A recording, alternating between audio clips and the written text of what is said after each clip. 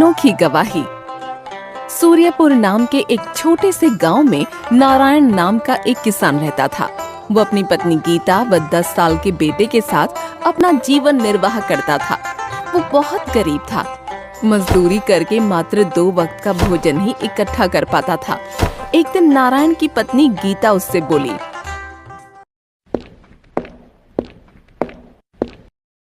सुनो जी, पहले हम 2 थे, तभी परिवार का गुजारा मुश्किल से हो पाता था। अब तो अमर भी बड़ा हो गया है, इसलिए मैंने एक बात सोची है। तुमने क्या बात सोची है गीता? आज से खेत खलिहानों में मैं भी मजदूरी करने जाया करूंगी। गीता, मैं तुम्हें कोई भी सुख नहीं दे पाया। अपना जीवन तुम्हें गरीबी में ही बिताना पड़ा। दुखी क्यों होते हो जी? सुख दुख तो जीवन में आते ही रहते हैं। और फिर हम एक गाड़ी के 2 पहिए ही तो हैं।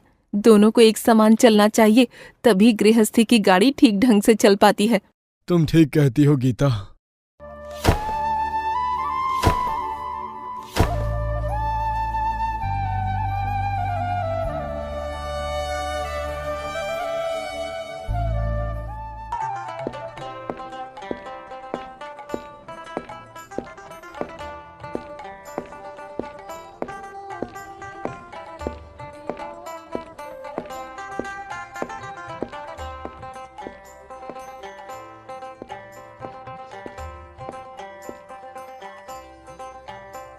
गीता और नारायण दोनों ही दूसरे के खेतों में मजदूरी करने लगे।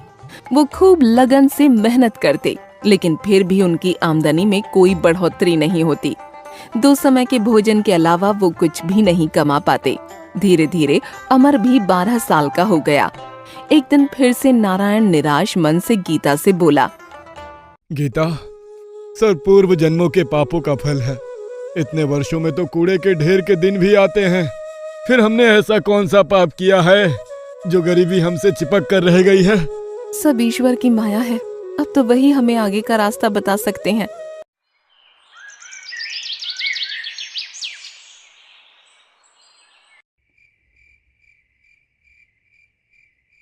उसी रात नारायण के स्वप्न में देवी सरस्वती प्रकट हुई और कहने लगी, पुत्र नारायण, तेरा बेटा बड़ा हो गया है, इसे पढ़ाता क्यों नहीं? देवी सरस्वती, आप तो मेरी दशा से भली भांति अवगत होंगी। ऐसी कठिन परिस्थितियों में मैं कैसे अमर को पढ़ा सकता हूँ? कुछ भी करो बेटा, अपना पेट काटो, पर अमर को अवश्य पढ़ाओ। उसकी शिक्षा के उपरांत ही तुम्हारी गरीबी दूर होगी। ये कहकर देवी सरस्वती अंतर ध्यान हो गईं और अगली सुबह नारायण ने सारी बात अपनी पत्नी को बताते हुए कहा,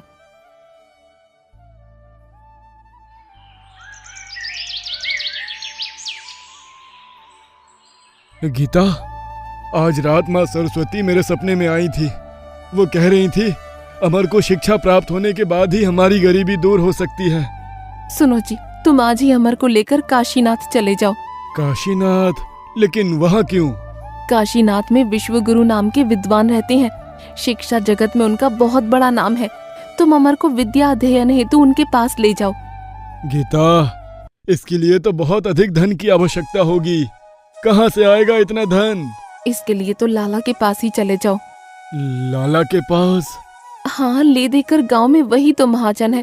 अमर की शिक्षा के लिए उन्हीं से कर्ज ले लो। गीता, लाला अत्याचारी महाजन है। वो हमेशा गरीबों का शोषण करते हैं। वो बहुत अधिक ब्याज पर कर्ज देते हैं और समय पर कर्ज ना चुकाने पर वो बहुत क्रूर हो जाते हैं। तुम ऐसे महाजन से उधार लेने की बात कर रही हो? इसके अलावा और कोई रास्ता भी तो नहीं है जी। कुछ भी हो, जब साक्षात माँ सरस्वती ने अमर को शिक्षा दिलवाने को कहा है, तो हम अपने बेटे को शिक्षा अवश्य दिलवाएंगे। परंतु ऋण लेने के लिए हमारे पास गिरवी रखने के लिए है ही क्या? लाला बिना कोई वस्तु गिरवी रखे किसी को धन नहीं देते। तुम ये घर गिरवी रख दो। ये क्या कह रही हो तुम? सिर छुपाने का यही तो एक आसरा है। भगवान ना करे यदि ये भी छिन गया तो क्या होगा? शुभ शुभ बोलो जी, भगवान जो करेगा ठीक ही करेगा।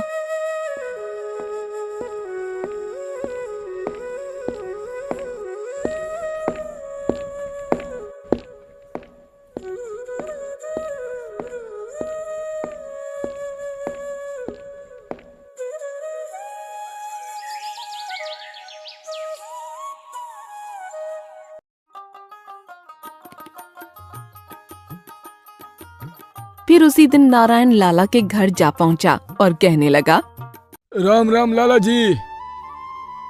कहो नारायण, कैसे आना हुआ आज? लाला जी, एक अर्ज लेकर आया हूँ आपके पास। कहो नारायण, क्या अर्ज है तुम्हारी? लाला जी, मुझे थोड़ा कर्ज चाहिए। कर्ज? किस लिए? मैं अपने बेटे को पढ़ाना चाहता हूँ लाला जी, इसलिए मुझे कर्ज चाहिए था। ओहो, लेकिन तुम कर्ज लोगे किस पर? गिरवी रखने के लिए तुम्हारे पास है ही क्या? लाला जी, तुम तो जानते ही हो मैं कितना गरीब हूँ। ले देकर एक झोपड़ी ही है मेरे पास, बस उसी झोपड़ी को आपके पास गिरवी रख दूंगा। सौदा बुरा नहीं है। नारायण ऋण तो चुका नहीं पाएगा, तो फिर उसकी झोपड़ी पर मेरा कब्जा हो जाएगा। हाँ, मैं तुम्हें 10 सोने के सिक्के उधार दे सकता हूँ। ठीक है लाला जी। इसके लिए मैं तुमसे एक कागज पर अंगूठा लगवाऊंगा और 10 साल की मोहलत भी दूंगा। अगर 10 सालों में तुम कर्ज ना चुका पाए तो तुम्हारी झोपड़ी पर मेरा अधिकार होगा। मुझे ये स्वीकार है लाला जी। फिर लाला ने एक कागज पर नारायण का अंगूठा लगवा लिया और उसे 10 सोने के सिक्के भी दे दिए, जिसे लेकर नारायण ने लाला का शुक्रिया अदा किया।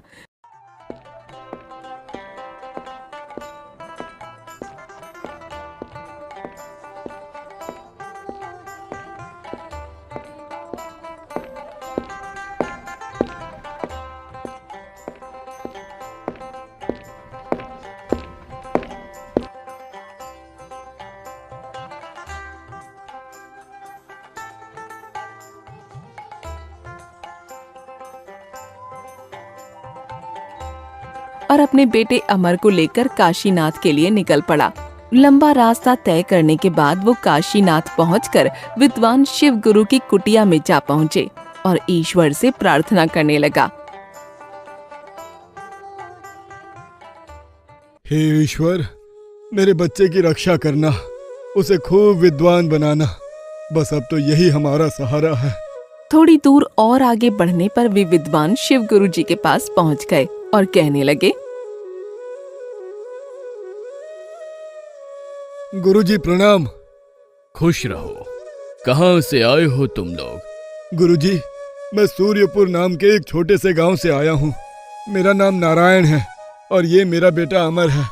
मैं अपने बेटे को आपसे शिक्षा दिलवाना चाहता हूँ, इसी उद्देश्य से आपके पास आया हूँ गुरुजी। अपने 10 सोने के सिक्कों की पोटली को गुरुजी के सामने रखा और पुनः कहने लगा, इसे स्वीकार कीजिए गुरुजी। क्या है इस थैली में? इसमें 10 सोने के सिक्के हैं गुरुजी। जैसे तैसे इसका प्रबंध कर पाया हूँ, आपको इससे अधिक धन नहीं दे पाऊंगा गुरुजी। मैं बहुत गरीब हूँ, मेरे बेटे को शिक्षा प्रदान करने से मत मना करना। बड़ा भोला व्यक्ति लगता है ये, इसे निराश करना ठीक नहीं है। शांत हो जाओ बेटा, मैं तुम्हारे बेटे को अवश्य पढ़ाऊंगा। वो शिक्षा ग्रहण करने के लिए 10 वर्षों तक आश्रम में ही रहेगा, तभी उसकी शिक्षा पूर्ण हो पाएगी। ठीक है गुरुजी। नारायण ने अपने बेटे अमर को गुरुजी के पास ही छोड़ दिया और वो वापस अपने घर लौट आया। गुरुजी ने अमर को शिक्षा प्रदान करना आरंभ कर दिया। धीरे धीरे 10 वर्ष बीत गए और अब अमर भी बड़ा हो गया। एक दिन गुरुजी ने अमर को अपने पास बुलाकर कहा,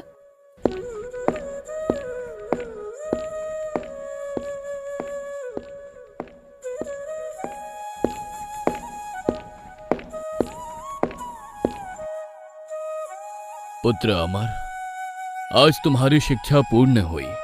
तुम हमारे शिष्यों में सबसे मेधावी छात्र हो, इस पर मुझे हमेशा गर्व रहेगा। गुरुदेव, सब आपकी कृपा का फल है, वरना मैं किसी योग्य था। बेटा, अब तुम अपने माता पिता के पास लौट जाओ। तुम्हारी प्रतीक्षा में वो ना जाने कब से बाट जो रहे होंगे। कैसे होंगे मेरे माता पिता? ना जाने वे कब से मेरा इंतजार कर रहे होंगे।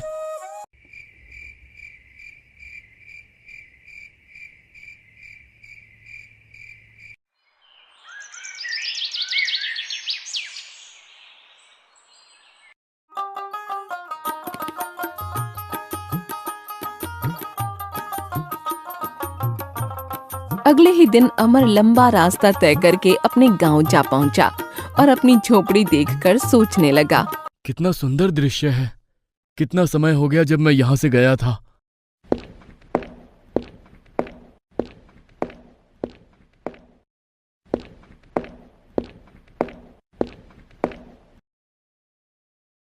कौन हो तुम और अंदर क्यों घुसे चले आ रहे हो?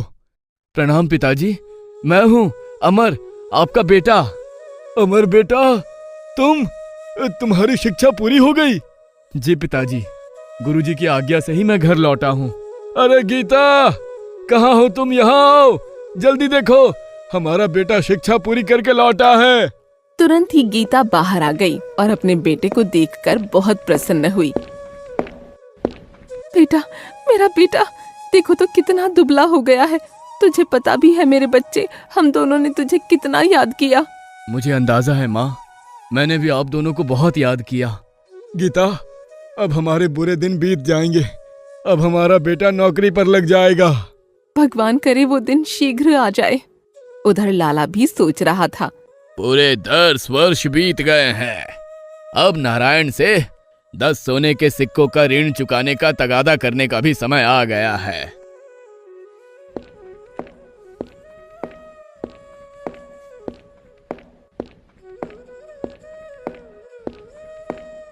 वो तुरंत ही नारायण की झोपड़ी की ओर चल दिया। जब वो झोपड़ी के पास पहुंचा तो सामने अमर को खड़ा देख सोचने लगा। तुम अमर हो? हाँ, मैं अमर हूँ। और आप लाला जी? ओह, भूले नहीं तुम मुझे?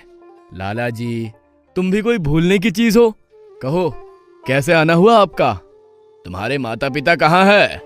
अमर ने लाला की बात का कोई जवाब नहीं दिया तो लाला का पारा चढ़ गया। वो तुनक कर बोला, बताते क्यों नहीं? तुम्हारे माता पिता कहाँ है? सुनो लाला जी, मेरे पिताजी जिंदा पेड़ों को काटने और मुर्दा पेड़ों को रोपने गए हैं। क्या?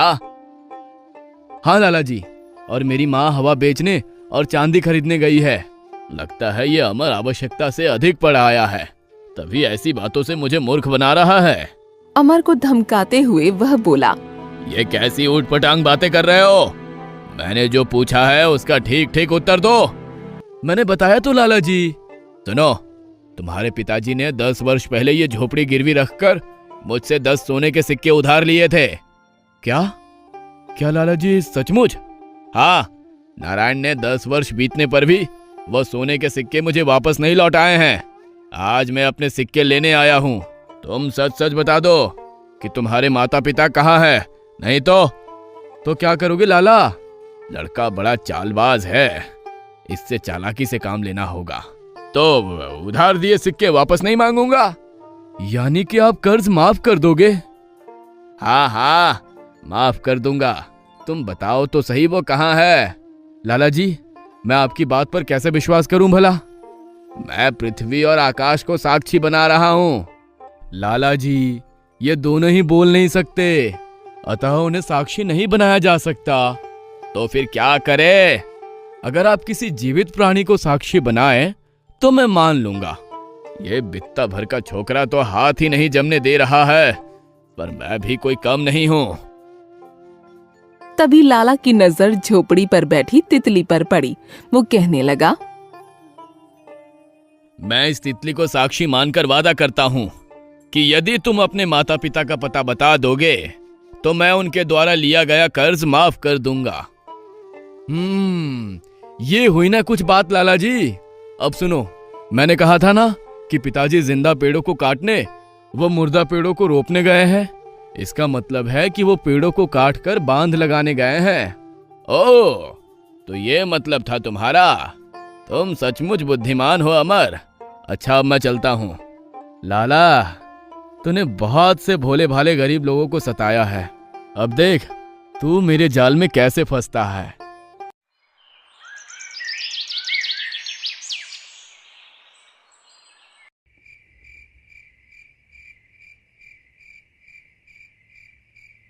जब शाम हुई और नारायण घर लौटा तो अमर ने सारी बात अपने पिता को बताई। पिताजी, लाला आया था। ओह, अब क्या होगा? पिताजी, आप घबराओ नहीं, मैं आ गया हूँ। उस जमाखोर लाला से मैं निपट लूंगा। तुम? लेकिन कैसे बेटा? लाला बहुत चालाक है। आप घबराओ नहीं पिताजी, ईश्वर जो चाहेगा वही होगा।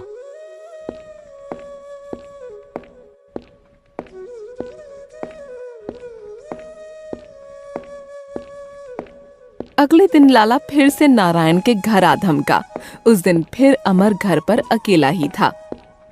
लाला जी, आज कैसे आना हुआ? अपना उधार मांगने आया हूँ। कहाँ है तुम्हारे माता पिता? लाला जी, तुम किस उधार की बात कर रहे हो जो कल तुमने माफ कर दिया था? माफ किया था? तुम झूठ बोल रहे हो। कल ही तो आपने कर्ज माफ करने की बात कही थी। मैं महाराज के दरबार में शिकायत लेकर जाऊंगा। हाँ। उसी दिन लाला दरबार में पहुंच गया और महाराज से कहने लगा, महाराज की जय हो, मेरा न्याय कीजिए महाराज। अरे लाला, तुम? भला तुम्हें कौन परेशान कर सकता है?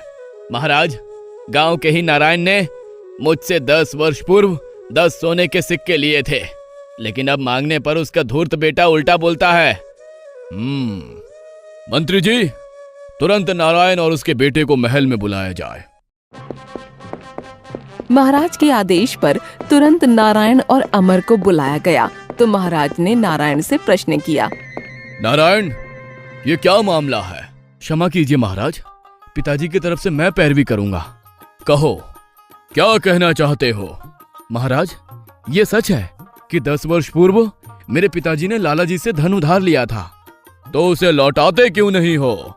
महाराज, कल लाला जी हमारे घर आए थे तो उन्होंने मुझसे कर्ज माफ करने का वादा किया था, फिर कर्ज मांगने का तो सवाल ही पैदा नहीं होता। यह झूठ बोल रहा है महाराज, मैं कल इसके घर गया ही नहीं था। अमर, क्या अपनी बात सिद्ध करने के लिए तुम्हारे पास कोई प्रमाण है? तब अमर ने कल का सारा किस्सा महाराज को सुनाया तो उन्होंने कहा, ओ, तो एक तितली है तुम्हारी गवाह? जी महाराज, वो तितली ही एकमात्र गवाह है। अमर, यह दरबार है, किसी नाटक का दृश्य नहीं जो तुम मनगढ़ंत कहानी बताओगे। मैं सच कह रहा हूं महाराज, कल लाला जी ने अपनी नाक पर बैठी तितली को गवाह बनाया था। यह झूठ बोल रहा है महाराज, कल जब मैं इसके घर गया था तो तितली झोपड़ी पर बैठी थी। अरे अरे, ये मैंने क्या कह दिया, अपने ही खिलाफ गवाही दे दी। लाला, अब तो तुम मेरे शब्द जाल में फंसी गया। लाला, इस बात से यह सिद्ध होता है कि अमर सच और तुम झूठ बोल रहे हो। अब नारायण तुम्हें 1 भी रुपए कर्ज नहीं चुकाएगा। मुझे माफ कर दीजिए हुजूर, जो मैंने आपसे झूठ बोला। लाला, तुम अपना धंधा चलाओ, लेकिन ईमानदारी से। दोबारा झूठ और फरेब से काम किया तो तुम्हें बंदी गृह में डलवा दूंगा। जी महाराज, दोबारा ऐसी गलती नहीं होगी। दरबार समाप्त होने पर सभी अपने अपने घर जाने लगे तो महाराज ने अमर को रोक कर कहा, अमर, मैं तुमसे बहुत प्रसन्न हूँ। तुम्हारी सूझबूझ ने तुम्हें कर्ज चुकाने से बचा लिया। क्या तुम मेरी एक बात मानोगे? अवश्य महाराज, आप बस आदेश दीजिए। मैं जानता हूं तुम शिक्षा ग्रहण करके आए हो और बहुत बुद्धिमान हो। तुम्हारी जगह तो मठों में विद्वान की है, किंतु मैं चाहता हूं कि तुम राज दरबार में रहकर न्याय मंत्री का पद संभालो। क्या तुम्हें यह मंजूर है? अवश्य महाराज, ये तो मेरे लिए सौभाग्य की बात होगी। राजसराय में तुम्हारे रहने व खाने पीने की व्यवस्था कर दी जाएगी। तुम कल से ही दरबार में शामिल हो सकते हो। जैसी आपकी आज्ञा महाराज। इस तरह अमर की सूझबूझ ने अमर और उसके परिवार की परिस्थितियों को बदल दिया।